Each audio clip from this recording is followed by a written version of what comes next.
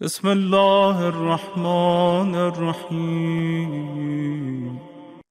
قرآن حکیم کی آیہ مبارک تطہیر ایسی آیت ہے جس کے متعلق میں عرض کیا کرتا ہوں کہ اگر کوئی اپنے دل میں کثافت محسوس کرے، آئینہ قلب پر کدورت محسوس کرے، غبار طبیعت اس کی لوح طبیعت پہ جم چکا ہو، تو تطہیر ذات و تزکیہ نفس کے لیے صرف آیہ تطہیر کا ورد کافی ہے۔ آیہ مبارک تطہیر، اس میں اللہ کا ارادہ تکوینیہ بھی پوشیدہ ہے۔ ہر ایک کے لیے جو بھی اس آیت کی تلاوت کرے گا اسے تزکیہ نفس حاصل ہوگا۔ اسی لیے مبارک ہیں وہ لوگ جو گھروں پر حدیث قصہ کی مجلس رکھتے ہیں۔ مبارک ہیں وہ لوگ۔ اسی توسل سے اور اسی توسط سے اللہ کی برکتیں نازل ہوتی ہیں، گھر پاک ہوتا ہے، فرشتے نازل ہوتے ہیں، نفس پاک ہوتا ہے، روح کو پاکیزگی نصیب ہوتی ہے، ذہن کو جلا و بلندی نصیب ہوتی ہے، قلب و ضمیر کو تقویت حاصل ہوتی ہے۔ کیوں؟ اس لیے کہ اس میں ارادہ تکوینیہ پوشیدہ ہے۔ اب یہاں سے گفتگو کو آگے بڑھاؤں۔ آیہ مبارک تطہیر پہ گفتگو بہت دیر تک اور بہت دور تک جا سکتی ہے، مگر وقت کی محدودیت کے ساتھ چند جملے عرض کروں گا۔ بہت سے ذہنوں میں شکوک و شبہات ہیں کہ آیت تطہیر کس کی شان میں ہے، اور آیت تطہیر میں جو ارادہ ہے وہ کیسا ارادہ ہے، تکوینی ہے یا تشریعی ہے۔ اگر انسان قرآن مجید کا لہجہ شناس ہو، لہجہ شناس، مزاج شناس، عبارت شناس، اشارت شناس، ادا شناس، تو گتھیاں سلجھتی چلی جاتی ہیں۔ قرآن مجید میں ایک صنعت ہے، میں اس کی طرف اشارہ کر دوں، جسے کہتے ہیں صنعت التفات۔ جو لوگ عربی بلاغت کے فن سے واقف ہیں وہ جانتے ہیں کہ یہ صنعت کیا ہے، صنعت التفات کیا ہے۔ اسے پہلے آپ کے سامنے سمجھا دوں، پھر بات آسان ہو جائے گی۔ میں اس وقت ممبر پہ ہوں، تقریر کر رہا ہوں، ایک خطاب ہے جو سب سے ہے، اور اس کے بعد اچانک میں ادھر مڑ کے دیکھتا ہوں، کہتا ہوں پانی دے دیجئے۔ یہ خطاب سب سے نہیں ہے،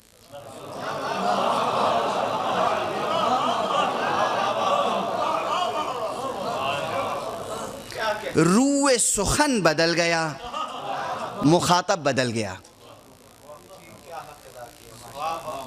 یہ پانی دے دیجئے، یہ خطاب سب سے نہیں ہے، یہ ایک فرد سے ہے جس کے پاس معلوم ہے کہ پہلے سے پانی موجود ہے۔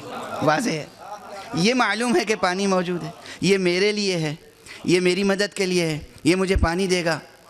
اب سب سے ہم خطاب کر رہے ہیں، اب درمیان میں یہ تھوڑی کہیں گے جناب اب یہاں تک ہم آپ سے گفتگو کر رہے تھے، اس کے بعد جو جملہ کہیں گے اس کے مخاطب آپ نہیں ہیں، وہ خاص ان سے ہے، اور پھر ہم کہیں جناب اب میں آپ سے کہہ رہا ہوں کہ آپ مجھے پانی دے دیجئے۔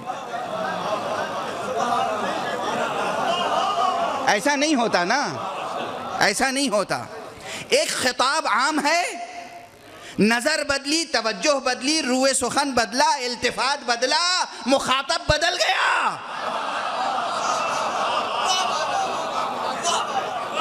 توجہ ہے؟ اتنی بات سمجھ میں آئی؟ یا آپ اتنا بڑا مجمع نہ صحیح، آپ اپنے ڈرائنگ روم میں بیٹھے ہوئے ہیں، 5-6 آدمی بیٹھے ہیں، ایک شاعر ہیں، ایک افسانہ نگار ہیں، ایک صحافی ہیں، ایک عالم دین ہیں۔ اب آپ نے ایک مرتبہ گفتگو کرتے کرتے کہ بھئی ایک شرعی مسئلہ ذہن میں ہے، میں اس وقت ذرا پوچھنا چاہتا ہوں، یہ خطاب شاعر سے ہوگا؟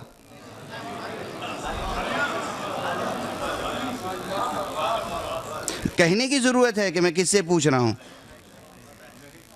اور اس کے بعد بیٹھے بیٹھے میں کہتا ہوں کہ بھائی ماشاءاللہ اس وقت جی چاہ رہا ہے کہ مولا کی منقبت میں کوئی سلام بھی سن لیا جائے۔ یہ خطاب کیا عالم دین سے ہوگا؟ خود بخود معلوم ہوگا کہ خطاب کس سے ہے۔ توجہ ہے؟ اسے کہتے ہیں صنعت التفات، یعنی روئے سخن بدل گیا، مخاطب بدل گیا۔ قرآن مجید میں اس صنعت التفات کو، اس کی باقاعدہ علوم بلاغت میں، علم بدیع میں بحث ہے، یہ نہیں کہ میں پہلی بار گزارش کر رہا ہوں، کتابوں میں پہلے سے یہ بحث موجود ہے۔ یہ صنعت التفات سب سے زیادہ کہاں استعمال ہوتی ہے؟ خطابت میں۔ شاعری میں بھی اس کا استعمال ہے، نثر میں بھی اس کا استعمال ہے، لیکن سب سے زیادہ اس صنعت کا استعمال کہاں ہوتا ہے؟ خطابت میں۔ فطری بات ہے۔ قرآن کس صنعت میں ہے؟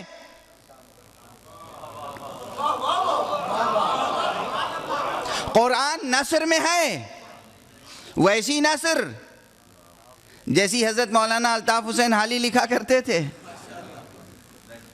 یا ویسی نثر جیسی شمس العلماء مولانا محمد حسین آزاد لکھا کرتے تھے، ویسی نثر ہے؟ نہیں۔ قرآن مجید نظم ہے، شاعری ہے؟ نہیں، نعوذ باللہ من ذالک۔ قرآن مجید گفتگو ہے حبیب و محبوب کے درمیان۔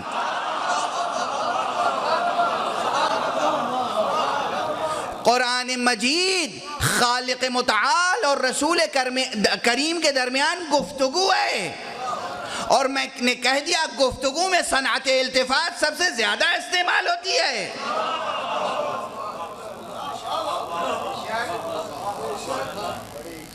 واضح ہے؟ اب اس کی کچھ مثالیں پہلے ذکر کروں۔ قرآن مجید شروع سے آخر تک صنعت التفات سے پر ہے۔ سورہ مبارکہ حمد، سورہ مبارکہ حمد، بسم اللہ الرحمن الرحیم، یہ کس سے خطاب ہے؟ براہ راست خدا سے ہے۔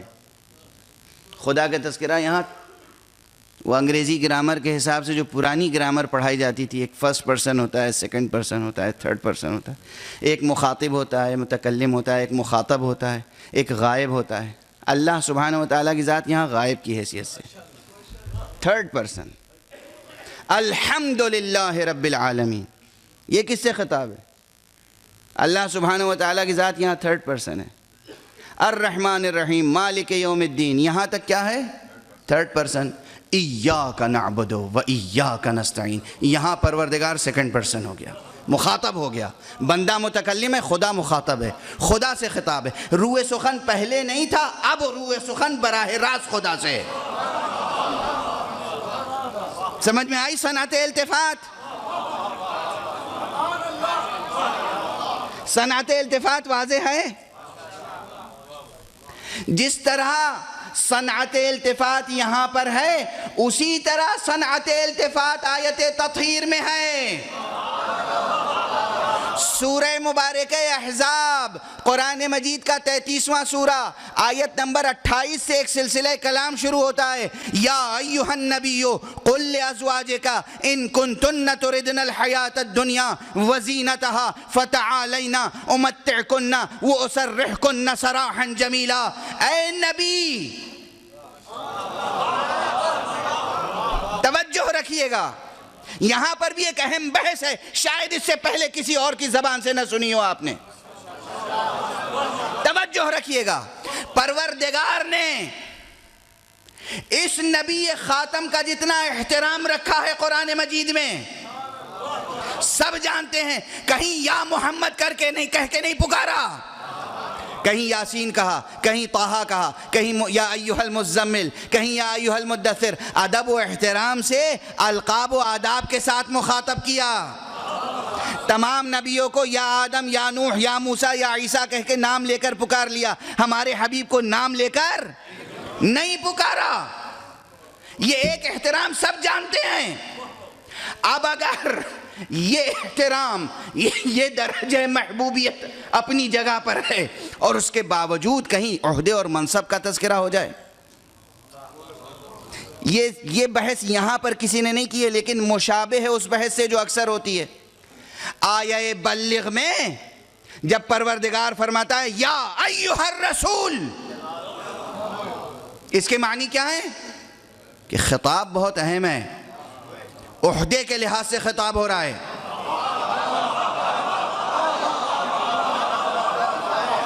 ذہن میں ہے نا، یہ پہلے سے آپ کے ذہنوں میں. یا ایھا الرسول، یعنی اب مسئلہ بہت نازک ہے. محبوبیت اپنی جگہ، احترام اپنی جگہ، ادب اپنی جگہ، لحاظ اپنی جگہ، مگر یہ مسئلہ منصب سے جڑا ہوا ہے. اس کی چلتی پھرتی مثال دے دوں، شاید ایسی مثالیں پہلے بھی آپ کے ذہن میں ہوں گی، سن چکے ہوں گے، لیکن جوانوں بچوں کے لیے تازہ ہو جاتی ہے بات. فرض کیجئے کہ ہمارے دوست ہیں جناب سہیل رضوی صاحب، سامنے بیٹھے ہوئے ہیں. جو سامنے ہوتا ہے ضرب کلام اسی پہ کو سہنی پڑتی ہے، زد پہ وہی آ جاتا ہے. دوست ہیں ماشاءاللہ، یہاں صاحب حیثیت ہیں، ایک وجاہت ہے شہر میں ان کو. اب ان کی دوستی کسی کمشنر سے ہے، لیکن ظاہر ہے وہ کمشنر ہے، یہ دوست ہیں. یہ اس کو جب اپنے گھر بلاتے ہیں یا جب اسے فون کرتے ہیں تو ہمیشہ بھائی صاحب کہہ کے خطاب کرتے ہیں، یا اس کے نام سے خطاب کرتے ہیں، یا اس کا فیملی نیم سر نیم لیتے ہیں، جو ادب سے تہذیب کا طریقہ ہے. نام نہیں لیتے، زیدی صاحب، صدیقی صاحب، فاروقی صاحب. لیکن کوئی ایسا مسئلہ پیش آ جائے جس میں ان کے عہدے اور منصب کا نام لے کے ایک بار فون کریں اور کہیں کہ کمشنر صاحب اس وقت میری سیکیورٹی کا مسئلہ ہے. اس کے معنی کیا ہیں؟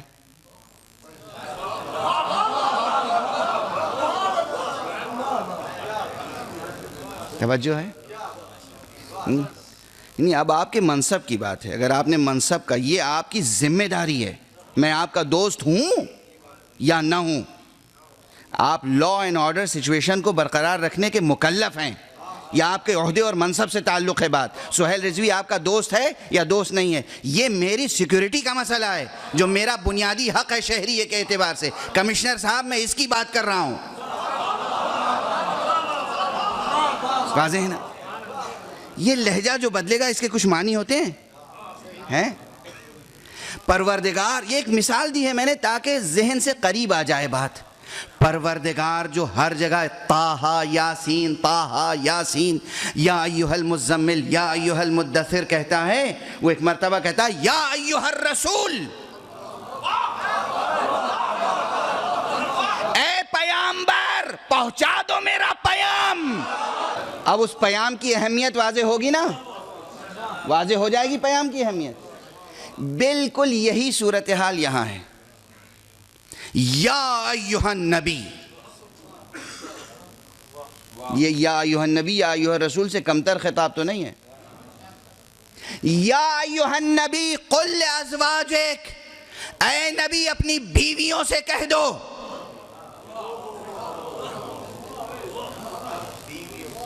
اپنی بیویوں سے کہہ دو قل لازواجک ان کنتن تردن الحیات الدنیا، اگر تم دنیا کی زندگی چاہتی ہو، دنیا کی راحت چاہتی ہو، دنیا کی زینت چاہتی ہو، دنیا کا جاہ و حشم چاہتی ہو، دنیا کا مال و متاع چاہتی ہو، تو پھر آؤ ہم تمہیں دنیا کی نعمتیں دے کر آزاد کر دیں.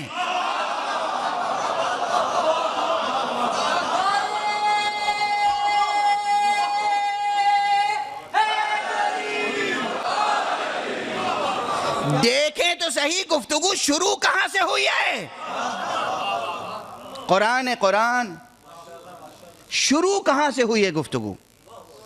اس کے معنی یہ ہیں کہ کچھ ایسی بیویاں تھیں جن کے دل میں جاہ طلبی تھی، دنیا طلبی تھی، عیش و عشرت طلبی تھی، اقتدار طلبی تھی.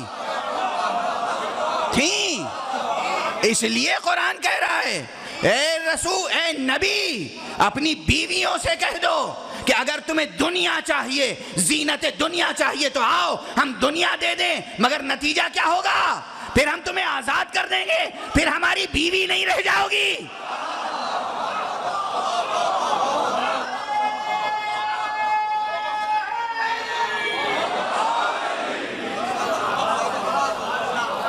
میں متن قرآن سے سر منہ تجاوز نہیں کروں گا. سر منہ متن قرآن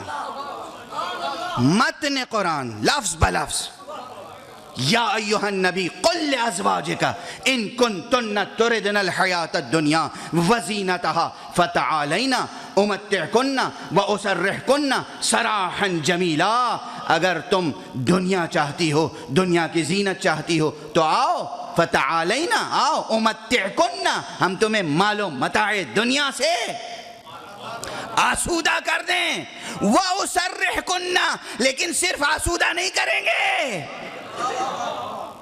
وَأُسَرِّحْكُنَّ سَرَاحًا جَمِيلًا، پھر ہم خوبصورتی سے تمہیں خود سے جدا کر دیں گے، آزاد کر دیں گے۔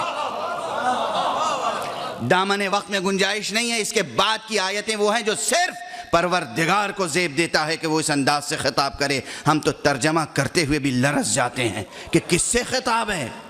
اس کے بعد خطاب کا جملہ ہے، مجبور ہوں، قرآن کی آیت ہے اس لیے ترجمہ کر کے آگے بڑھ جاؤں۔ کہا اور سنو، اگر تمہیں آخرت چاہیے، نبی چاہیے، حیات آخرت چاہیے، اللہ، نبی اور حیات آخرت چاہیے، تو پھر ہم یقیناً تمہیں اجر دیں گے، تمہارا اجر بہت زیادہ ہے۔ اس کے بعد آیت آگے بڑھی، اگر تم میں سے کسی نے کوئی فحش حرکت کی،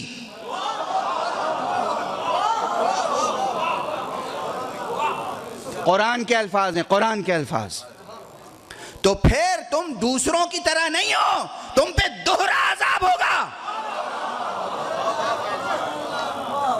ہم تو ترجمہ کرتے ہوئے رونگٹے کھڑے ہو جاتے ہیں، ترجمہ کرتے ہوئے رونگٹے، یہ قرآن کے الفاظ ہیں۔ آغاز کیسا ہے، کس قسم کا آغاز ہے، کس سے خطاب ہے، کیوں ایسا خطاب ہے؟ 25 مرتبہ مؤنث کے صیغے آئے ہیں۔ آیت نمبر 28، آیت نمبر 29، آیت نمبر 30، آیت نمبر 31، آیت نمبر 32، آیت نمبر 33۔ 25 مرتبہ آیہ تطہیر سے پہلے مؤنث کے خطاب آئے، مؤنث کے خطاب، عورتوں سے خطاب، اور اس میں کیا کہا گیا؟ اگر تم دنیا چاہتی ہو تو آؤ ہم آسودہ کر کے جدا کر دیں، اگر آخرت چاہتی ہو تو پھر کیا کرو؟ نماز پڑھو، زکوٰۃ دو، گھر میں رہو، گھر سے باہر قدم نہ نکالو۔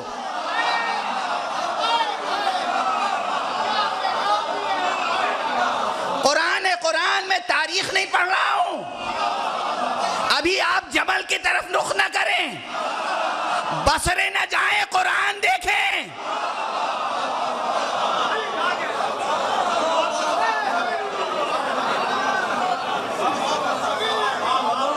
ابھی ہوا پر بصرے کا رخ نہ کیجئے، قرآن کی آیت پڑھیے، گھر میں رہو، اور ویسی حرکتیں نہ کرو جیسی جاہلیت کی عورتیں کرتی ہیں، وہ زینتیں نہ کرو جو جاہلیت کی زینتیں ہیں۔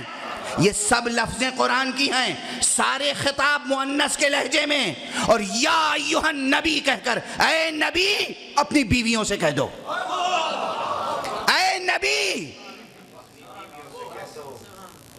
اے محمد اپنی بیویوں سے کہہ دو، نہیں، اے نبی تم میرے نبی ہو، تم میرے صاحب منصب ہو، تم اپنی بیویوں سے کہہ دو کہ اگر وہ نبی خدا کی بیوی رہنا چاہتی ہیں تو ان کو کیا معیار اختیار کرنا چاہیے، کیا معیار اختیار کرنا چاہیے۔ تمہید مجلس میں نے عرض کیا کہ خدا کے 2 طرح کے ارادے ہیں، ایک ارادہ یہ ہے کہ وہ چاہتا ہے کہ تم کچھ کرو اپنی چاہت سے، اور جب وہ کچھ چاہتا ہے کہ تم یہ کرو اپنی چاہت سے تو خطاب کرتا ہے، حکم کرتا ہے، حکم کا مخاطب مکلف ہوتا ہے، تم نماز پڑھو، تم روزہ رکھو، تم حج کرنے جاؤ، تم زکوٰۃ دو، تم جہاد کرو۔ ایسے یہاں پروردگار چاہتا ہے کہ بیویاں احکام الہی کو بجا لائیں تو فرماتا ہے تم نماز پڑھو، تم زکوٰۃ دو، تم زینت جاہلیت نہ کرو، تم گھر سے قدم باہر نہ نکالو، یہ سب تمہیں کرنا ہے۔ اور ایک دم سے التفات ہوتا ہے، روح سخن بدلتا ہے، انما یرید اللہ لیذھب عنکم الرجس اہل البیت ویطہرکم تطہیرا۔ بیویوں تمہیں یہ سب کرنا ہے، اور اہل بیت ان کا ذمہ ہمارا ہے۔ جیسے اس جگہ ہے، میں آپ سب سے کہوں کہ دیکھیں یہاں عربی زبان کی نزاکتیں ہیں، جا کر آپ ڈکشنری کنسلٹ کیجئے گا، عربی گرامر کنسلٹ کیجئے گا، سمجھنے کی کوشش کیجئے گا جو میں کہہ رہا ہوں، لیکن علامہ نجفی کی بات نہیں کر رہا ہوں، یہ خوب سمجھتے ہیں کہ میں کیا کہہ رہا ہوں۔ ٹھیک ہے نا؟ واضح ہے؟ عوام سے یہ جدا ہو گئے یا نہیں؟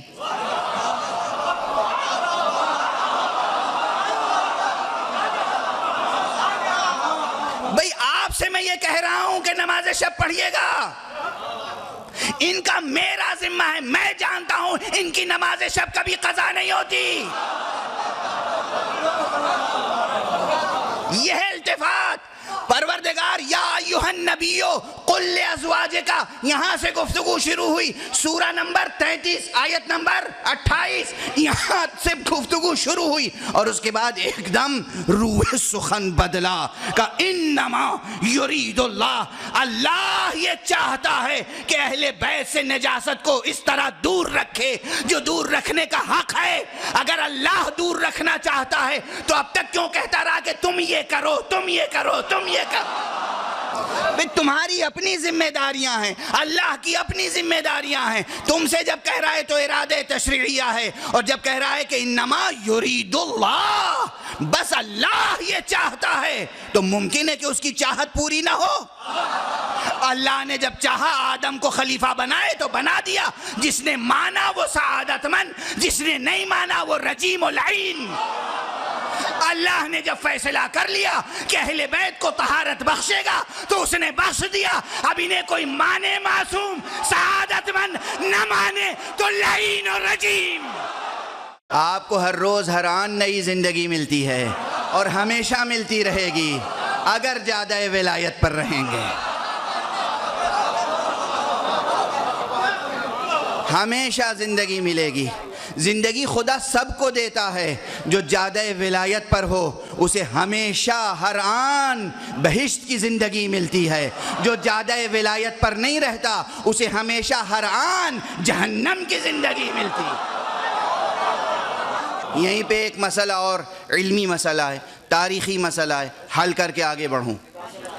بعض حضرات کہتے ہیں کہ یہاں پر تو ازواج کا تذکرہ ہے، آیت تطہیر کو یہاں پر نہیں ہونا چاہیے تھا، اس کی جگہ کہیں اور تھی، یہ تحریف ہو گئی ہے۔ نہیں، ہرگز تحریف نہیں ہوئی، قرآن پاک میں کوئی تحریف نہیں ہوئی، یہ آیت یہیں ہونی چاہیے تھی تاکہ ہر ایک کو اس کی حیثیت معلوم ہو جائے، معلوم ہو جائے۔ جسے خود اپنے قدم کو گھر میں رکھنا ہے اسے معلوم ہو جائے ہماری ذمہ داری یہ ہے کہ ہمیں اپنا قدم گھر میں رکھنا ہے۔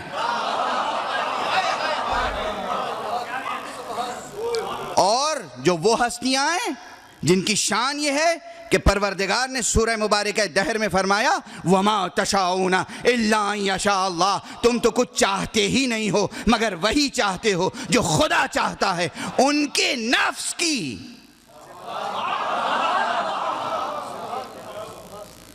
زمام دست ارادہ تکوینیہ الہیہ میں ہے، اس لیے فرما رہا ہے خدا گویا ناز فرما رہا ہے اپنے ان بندوں پر۔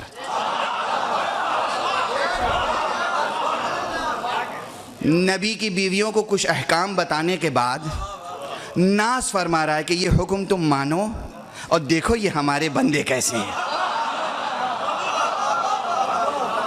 یہ بندے کیسے ہیں، یہ ایسے ہیں کہ جن کے بارے میں ہم یہ چاہتے ہیں کہ ان سے رچ کو دور رکھیں، ایسا کہ جو دور رکھنے کا حق ہے۔ یہ آیت یہیں پر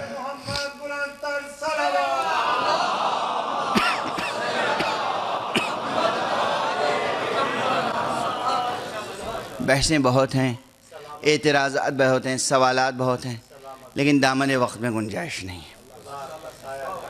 لیکن یاد رکھیے یہ سب وہ منازل ہیں، میں پورے طالب علمانہ اور پورے اعتماد مودت کے ساتھ عرض کرتا ہوں، یہ وہ مسائل ہیں کہ جس سے جب چاہو مناظرہ کر لو، جب چاہو مباہلہ کر لو۔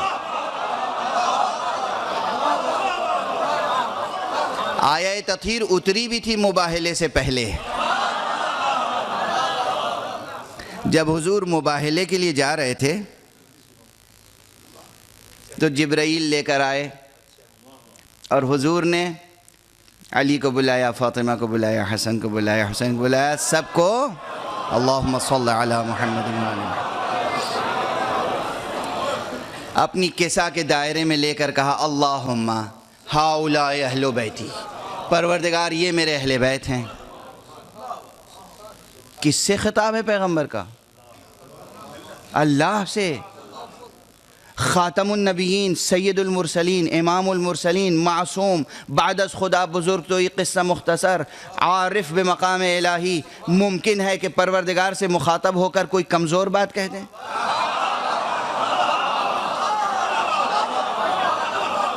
ممکن ہے کسی قسم کا ڈسکریمنیشن کریں؟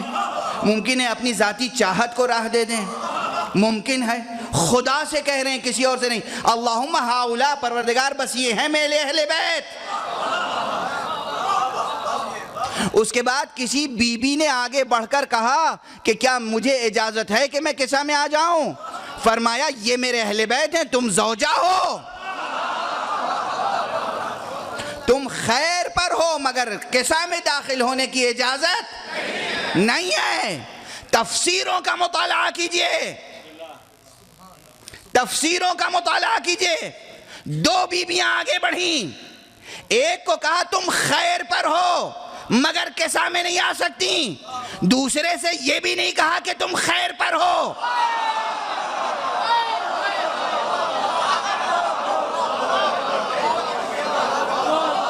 پڑھیے تفسیریں، حدیث کی کتابیں پڑھیے، یہ بھی نہیں فرمایا تم خیر پر ہو. یہ پیغمبر معصوم و عادل کیسے ممکن ہے کہ دو بیویوں کو الگ الگ جواب دے جب تک کہ دونوں کا مرتبہ الگ الگ نہ ہو؟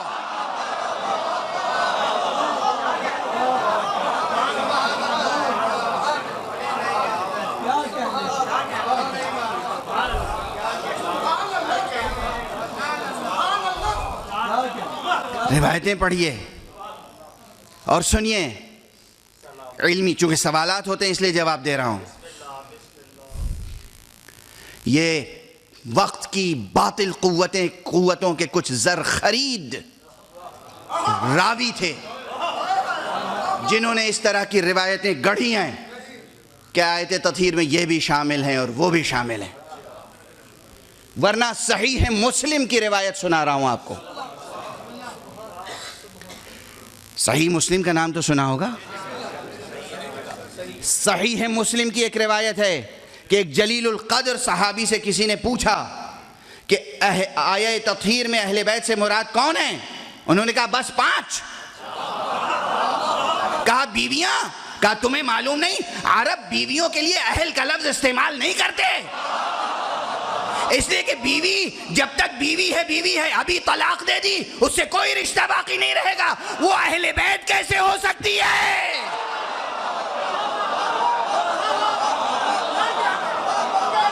یہ روایت صحیح مسلم کی گزارش کر رہا ہوں.